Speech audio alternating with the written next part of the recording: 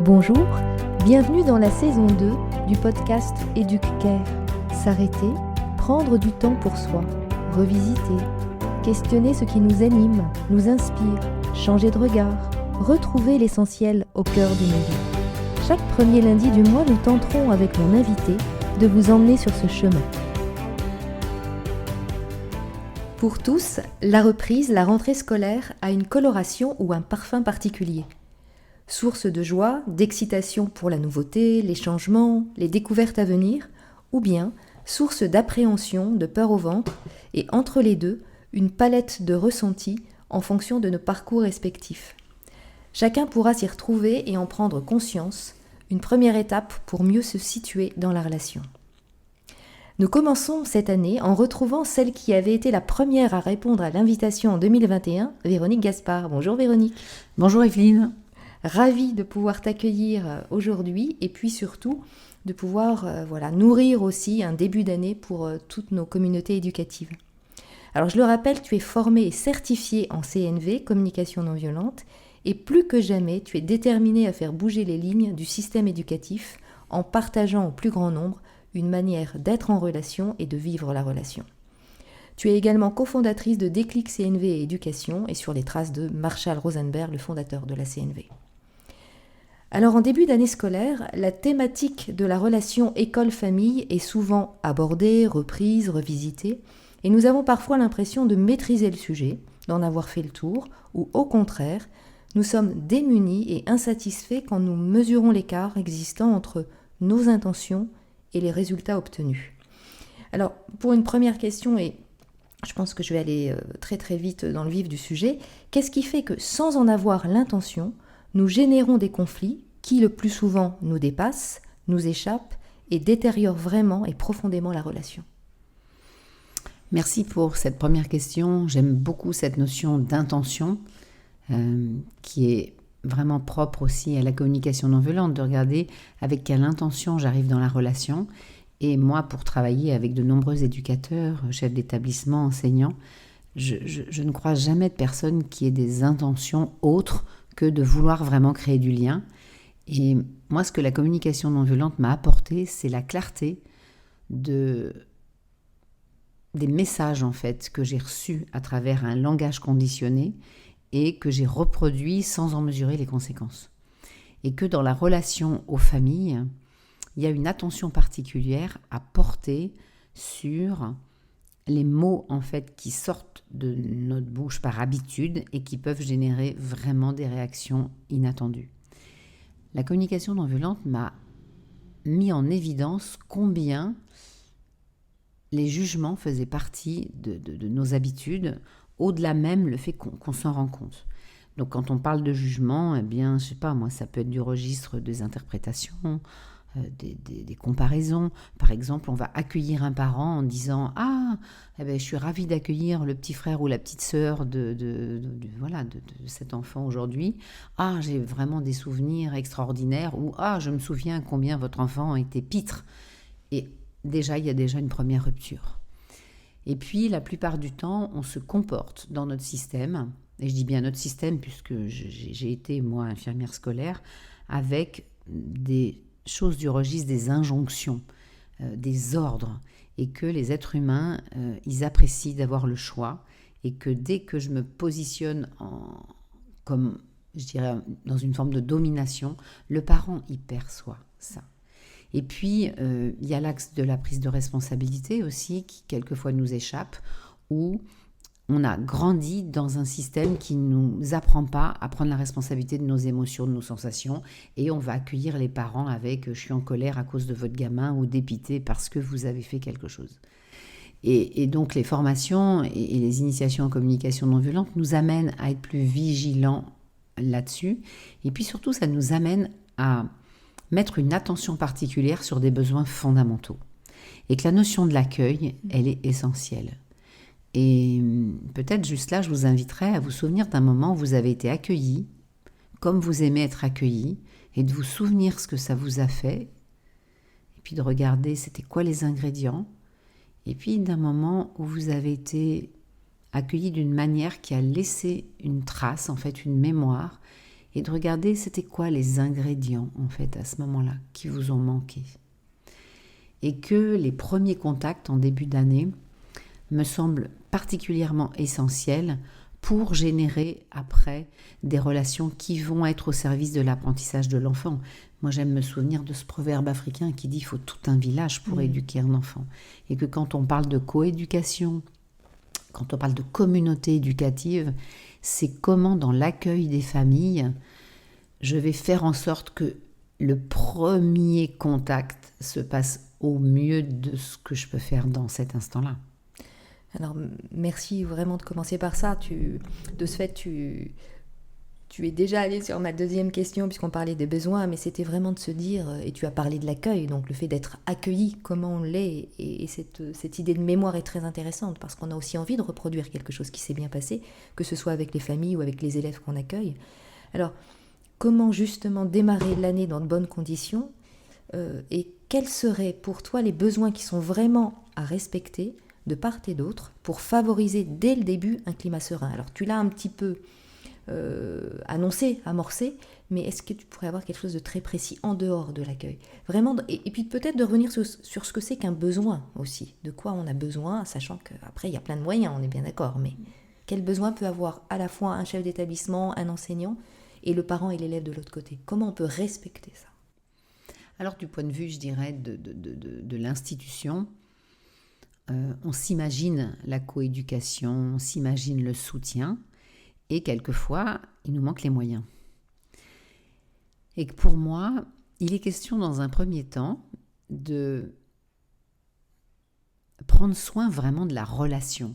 C'est-à-dire que moi, dans les souvenirs que j'en ai, on m'accueillait pour me partager le programme, pour me donner le règlement intérieur de l'établissement. Et j'ai rarement vécu l'accueil où il n'y a pas d'autre intention que celle d'accueillir une famille ou d'accueillir les parents d'une classe. Et que même si les parents maintenant sont rodés à croire que on va leur présenter le programme et le fonctionnement de l'établissement, je crois qu'aujourd'hui, nous, avec la conscience inhérente, avec la communication non violente, on a à mettre notre attention sur cette connexion entre humains avant l'action. Et donc pour moi, l'accueil, il passe par des temps de rencontre où un chef d'établissement ou un professeur principal pourrait comme offrir vraiment des temps de connexion en fait, entre les parents entre eux, entre l'équipe pédagogique et les parents, mais simplement peut-être leur demander est-ce que vous avez des doutes ou des craintes par exemple par rapport à cette année. Vous voyez qu'on puisse finalement poser notre réalité, ou c'est quoi les plus grandes joies que vous avez vécues cet été avec vos enfants et que vous aimeriez partager. Donc vraiment de prendre du temps qui concerne seulement la relation et pas l'action de ce qu'on attend après avec les parents. Parce qu'en tant que parent, s'il y a une chose dont on a besoin, alors peut-être je parle que du point de vue de ma lorgnette, mais il y a comme un temps d'apprivoisement. Et que je crois qu'on ne prend pas assez le temps de prendre soin de la façon dont les parents ont vécu eux-mêmes l'école. Et que si on demandait aux parents quels souvenirs vous avez de l'école et comment on pourrait faire en sorte de maintenir les bons souvenirs s'il y en a ou de transformer les souvenirs qui ont été douloureux, je pense que là, il y a vraiment un levier d'action majeur. D'accueillir la réalité de la façon dont les parents ont vécu l'école, parce que consciemment ou inconsciemment, ça a un impact sur l'enfant, sur l'élève. Alors je pense qu'en effet, inconsciemment, ça en a, puisqu'on se rend bien compte que lorsqu'on a un souci, dès le début de l'année, ça peut arriver très très vite, on sait bien qu'un parent qui va arriver parce qu'il y a eu une incompréhension, entre guillemets une punition, quelque chose qui est mal vécu, il va arriver, j'ai envie de dire, chargé de ce qu'il a vécu lui-même, donc avec toute cette mémoire qui est réactivée de ce fait, parce que s'il y a eu de la frustration, de l'incompréhension, de l'injustice, il arrive chargé de ça. Son rapport à l'école va déjà bloquer la relation ou en tout cas va la malmener dès le début. Donc comment on fait de ce fait, comme par rapport à ce que tu dis, pour rejoindre un parent qui serait dans cette situation-là, c'est-à-dire qui arrive avec une blessure liée à l'école, qui est réactivée par une blessure qui est liée à l'accueil de son enfant, en quittant un petit peu les masques de ce côté un peu persona, mais sans quitter le professionnel, et de ce fait d'être dans dans un entretien qui est un entretien de qualité et respectueux pour chacun. Comment on peut faire ça, véritablement? Oui, donc là on bascule dans l'accueil individuel Tout à fait. d'un parent qui arrive excédé par quelque En chose qui s'est colère, passé tout à fait. en lien avec quelque chose dans l'institution. Moi, je crois qu'il y a une urgence aujourd'hui à accompagner les enseignants pour qu'ils développent cette qualité d'écoute empathique à laquelle on fait souvent référence avec la communication non violente. Alors, avec 2 axes importants. Le premier axe qui est de pouvoir rejoindre le parent à l'endroit où il est, et aussi pour apprendre aux enseignants à ne jamais prendre contre eux la moindre critique d'un parent. Parce que moi, je crois qu'une partie de l'épuisement des enseignants est liée au fait qu'on ne leur transmette pas les bases de quelque chose qui pourrait assurer en fait un maximum de survie pour eux et de soins. Alors, c'est quoi l'écoute empathique d'un parent qui arrive en colère ? Tranquillement, on se souvient que quel que soit le niveau de violence, ça parle d'un besoin qui n'est pas entendu chez la personne qui nous parle. Donc, écouter empathiquement un parent, c'est souvenir que, quelle que soit la forme avec laquelle il parle, même si la forme peut être inacceptable, et je ne suis pas en train de dire qu'à un moment, on ne va pas partager que la forme avec laquelle il nous parle, il n'y a pas un stop à mettre à ça, mais se souvenir que ce parent qui arrive, il faut d'abord déjà une certaine confiance pour oser aller, crier dans l'institution. Donc moi, j'aurais tendance à dire, mais merci déjà pour votre confiance, parce que je ne suis pas sûre que moi, j'aurais eu les moyens de venir crier à chaque fois que ça n'allait pas. Donc c'est déjà le témoin d'une confiance, c'est une façon de voir les choses. Alors ça demande une sacrée expérience. Alors, est-ce que c'est une confiance ou c'est le fait d'être simplement dépassé et que l'inacceptable parce que le besoin n'est pas nourri, qu'il faut y aller, quoi? Il y a ça aussi, on est d'accord. On est peut-être sur les deux. On est sur les deux. Mais remercier quelqu'un déjà, ça, oui, je vois que ça fait comme ça. Et en même temps, c'est un défi, bien sûr. Mais de dire, mais j'imagine peut-être, c'est peut-être du courage ou une forme d'inconscience, mais en tout cas, le parent, il est là. Et que le fait de le dire, ça va être une occasion de transformer ça. Dès le début, en fait. Dès le départ. Parce que les parents qui ne disent pas, d'une certaine manière, il y a quelque chose en fait qui met des grains de sable dans les rouages de la relation. Et peut-être qu'ils vont dire à d'autres parents, qui vont redire à d'autres parents, et que finalement... ça va exploser à la fin. Ça explose, et que c'est plus compliqué après pour récupérer l'ensemble d'une communauté qui est en colère plutôt qu'un parent qui vient. Donc très vite, entre guillemets, accueillir. Dans ce que tu dis, il faut pas l'anticiper, mais en tout cas réagir, mais dans le bon sens du terme, de réagir, c'est-à-dire vraiment accueillir et ne pas laisser partir un parent qui serait...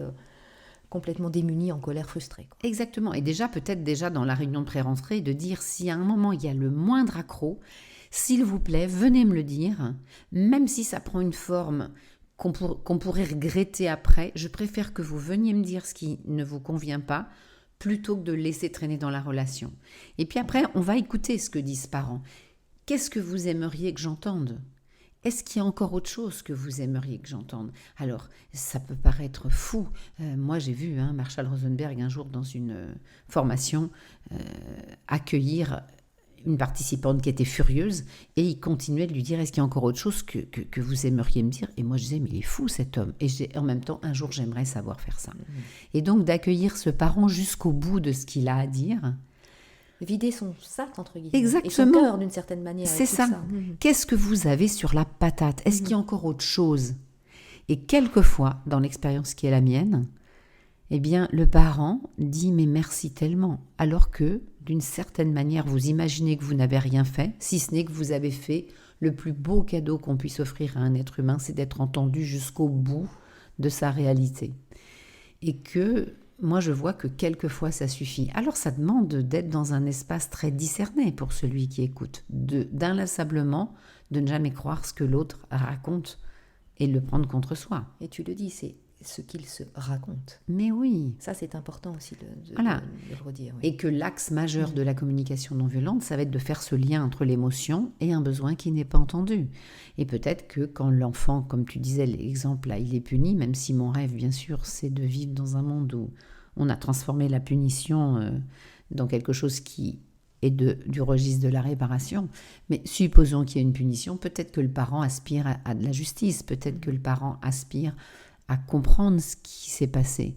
Peut-être qu'il a juste envie, lui, d'être entendu à la mesure de ce qu'il a vécu comme injustice et qui fait le lien, enfin en tout cas, que son histoire se colle à celle de son enfant. Ça se rejoint, tout à fait. Voilà. Et donc l'écoute empathique, ça se développe. Donc ça se travaille et c'est une vraie expérience qui se reprend et sans arrêt en fait. Oui, moi j'en suis à quasi 20 ans de la découverte de ce processus et il n'y a pas un jour où je ne remets pas en question ma capacité d'écoute. Donc c'est vraiment un chemin de conscience plus qu'un outil. Oui, c'est ça. Et après, quand j'accueille ce parent, c'est quoi mon intention ?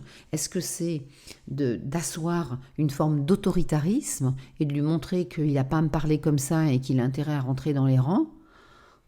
Et dans ce cas, j'entretiens un système de c'est moi qui ai raison et lui il a tort, et que peut-être il va reproduire ce schéma avec son enfant. Est-ce que mon intention, c'est vraiment d'être dans cette compréhension mutuelle et de faire en sorte de voir comment on peut faire autrement et comment on maintient ce lien, parce que j'aime rappeler que l'objectif, il est de favoriser l'apprentissage de l'enfant. Parce que quand il y a une fracture entre la famille et l'école, le premier qui pâtit de ça, c'est l'enfant, l'élève. Alors je te remercie parce qu'en fait c'était vraiment de remettre l'enfant au centre et de se dire que si on est là aujourd'hui et même dans ce podcast c'est vraiment pour ça, c'est-à-dire de se dire pourquoi on est là, pourquoi on a choisi le métier, pourquoi on a envie d'accueillir les enfants en classe, de les faire grandir, à quoi on les prépare. Et de ce fait on travaille par ricochet aussi sur le lien avec la famille, mais c'est vraiment l'enfant au centre. Donc merci d'avoir précisé ça et de vraiment de le remettre au centre. Oui, et puis ce que je veux ajouter, et qui me semble essentiel, c'est que l'enfant, quand il voit qu'on traverse des conflits d'une manière qui préserve la dignité, ça va lui donner une sacrée sécurité intérieure, de la confiance aussi, qu'il va pouvoir exprimer ce qui lui convient, comme ce qui lui convient pas. Et donc là, il est question de maintenir la confiance, l'estime de l'enfant, et aussi de l'inspirer sur des modèles différents. C'est ça, et de l'inviter à se dire c'est possible et on peut régler une situation, entre guillemets, quand je dis régler, de manière plus apaisée, ou en tout cas on est en capacité de s'écouter. Et si papa, maman par exemple, et la maîtresse le font, ou le prof, on se dit c'est possible. Oui, et que moi j'aime beaucoup quand j'accompagne les éducateurs dire qu'on a vraiment un devoir d'inspiration. Et qu'aujourd'hui l'enjeu, il est de travailler, nous les adultes, sur nos façons de faire. On n'a rien à transmettre de la communication non violente aux enfants. Et c'est vraiment l'axe de déclic sur lequel moi je veux vraiment insister. On refuse systématiquement toute formation, initiation tournée vers les gamins parce que pour nous, en fait, c'est nous les adultes qui avons à être modélisants. Alors c'est rude ce que je dis. Je suis bien consciente que je mets un pavé dans la mare et que cette prise de responsabilité qu'on a à rechoisir, elle peut être OK pour certains et pas pour d'autres. Et tout va bien aussi comme ça. Et c'est accueillir chacun et dans son cheminement personnel. Mais en tout cas, les prises de conscience sont possibles. Oui, et qu'il y a des moments où c'est pas le moment de changer quoi que ce soit parce que trop insécurisant peut-être. Oui, et puis la vie nous a fracassés et que il y a des moments où on a juste besoin peut-être nous de recevoir de l'attention plutôt que de tenter de changer quoi que ce soit dans notre façon de faire. Donc j'aimerais être entendue dans le fait qu'il n'y a pas de critique derrière ça. C'est juste de prendre le temps de voir si c'est le moment ou pas de changer les façons de faire. Mais en tout cas, d'avoir petit à petit, d'ouvrir une porte ou une fenêtre en fait sur un fonctionnement qui peut être différent et un processus qu'on peut petit à petit travailler et intégrer. C'est ça. Mais voilà. Avec ce temps et donc dans une temporalité et le fait d'être prêt ou pas, comme tu le dis. Oui, avec beaucoup d'humilité aussi. Parce que commencer à intégrer la communication non violente, c'est voir tous les moments où c'est OK et ceux où c'est pas OK et rester en amour avec soi-même, y compris dans les moments où c'est pas OK. Et tu vois, ce que tu dis est vraiment intéressant aussi parce que c'est aussi un rapport à soi-même. Et avant tout, c'est-à-dire comment je peux accueillir quelqu'un si je ne me connais pas. Donc on est vraiment aussi dans un aller vers soi aussi. On va à la fois vers l'autre, mais c'est d'abord aller vers soi. Oui, et c'est pour ça que quand un parent prend un rendez-vous et qui semble furieux, est-ce que j'ai les moyens d'écouter cette personne ou est-ce que j'ai d'abord besoin, moi, d'une écoute par quelqu'un qui sait faire pour pouvoir accueillir ce parent comme j'aimerais l'accueillir ? Avec cette intention-là, quoi. Alors, on a parlé là côté parent. J'aimerais bien aussi qu'on puisse aborder la situation, par exemple, d'un enseignant qui à la fois se pose beaucoup de questions sur son métier, qui a été malmené, qui a vécu des situations très délicates, difficiles, complexes avec des familles, et qui peut redémarrer avec cette peur peut-être de dire bon, est-ce qu'il ne va pas m'arriver encore quelque chose cette année, qui est sur la défensive, qui pourrait être dans cette inquiétude de voir un regard d'un parent, de se dire mais si je fais ça, on va me le reprocher. Voilà. Comment aider quelqu'un qui a été vraiment malmené et qui aurait envie de reprendre et de reprendre peut-être confiance et de rechoisir le métier. Qu'est-ce qu'on pourrait dire? Ou un jeune qui débute, qui prend sa classe pour une première fois, qui se forme, qu'est-ce qu'on peut leur dire? Déjà, moi, j'aimerais poser que j'ai beaucoup de compassion pour les gens qui choisissent ce métier-là. Déjà parce que moi, j'étais une élève soi-disant terrible, enfin carrément terrible, je pense. Et je me dis, j'ai de la reconnaissance pour ceux qui m'ont supportée. Et je trouve que la difficulté est croissante aujourd'hui par rapport à ce métier, à la fois parce que les parents ont accès à beaucoup d'informations avec les neurosciences et qu'il y a beaucoup d'exigences de la part et d'attentes. Là où, de mon point de vue, aujourd'hui, il y a à accompagner dans la formation initiale des enseignants quelque chose en fait sur la relation à eux et aux autres. Et donc pour quelqu'un qui appréhenderait la relation, et ça c'est aussi un de nos objectifs à Déclic, c'est de créer une communauté pour ne jamais laisser un enseignant qui souffre être complètement isolé. Et donc s'il y en a qui entendent ce podcast et qui vivent cette situation d'inquiétude, j'aimerais dire que nous on a une cellule d'écoute gratuite à Déclic, et de regarder comment est-ce que je peux déposer à une collègue, en plus anonymement, cette réalité, et de regarder derrière cette inquiétude de quoi ça parle et comment je vais m'occuper de quoi ça parle. Peut-être que j'ai besoin de retrouver de la confiance en moi. Et donc avec ce processus, on sait qu'un besoin, il y a 36 000 stratégies. Donc si j'ai besoin de retrouver de la confiance en moi, est-ce que je peux, je ne sais pas, par exemple, moi, ouvrir un carnet et marquer tous les trucs qui me sont arrivés cet été et face auxquels j'ai réussi, et de regarder, tiens, quelles compétences j'ai développées. Peut-être que j'ai besoin d'apprendre à dire stop. Et donc de regarder, est-ce qu'il y a une formation là dans le cadre de la formation qui pourrait m'apprendre à dire stop, parce qu'il y a des moments aussi où c'est non, que quand quelqu'un me parle sur un ton qui, de mon point de vue, est inacceptable, de pouvoir dire, écoutez, je ne nie pas le fait que vous ayez 1000 choses à me partager, je ne nie pas le fait que vous soyez enragé ou en colère, et en même temps, moi je vois que je perds les moyens quand le ton dépasse un certain niveau. Est-ce que ça va de me partager votre réalité d'une manière en fait qui soit plus douce pour moi? Donc, vous voyez, en fonction de ce qu'on va découvrir derrière cette inquiétude du retour, de regarder comment on va en prendre soin. Donc, de se mettre en priorité. Et c'est ce que j'aime aussi avec ce processus, c'est que quand Marshall Rosenberg disait « moi et moi d'abord », c'était pour être moi et moi d'abord au service de la relation. Donc exactement ce que tu disais, comment est-ce que j'apprends à prendre soin, à repérer ce qui est important pour moi pour arriver dans la relation en étant le plus au service possible.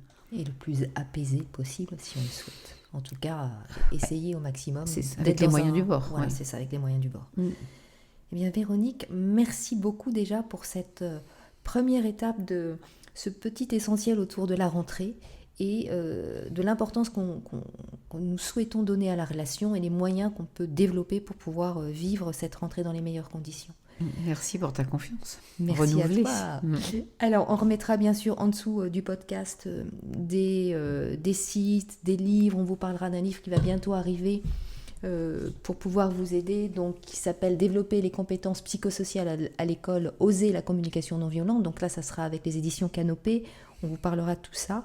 Et puis, on vous dit à très vite dans un nouveau podcast, la suite avec Véronique, autour de la réunion de parents. À tout de suite.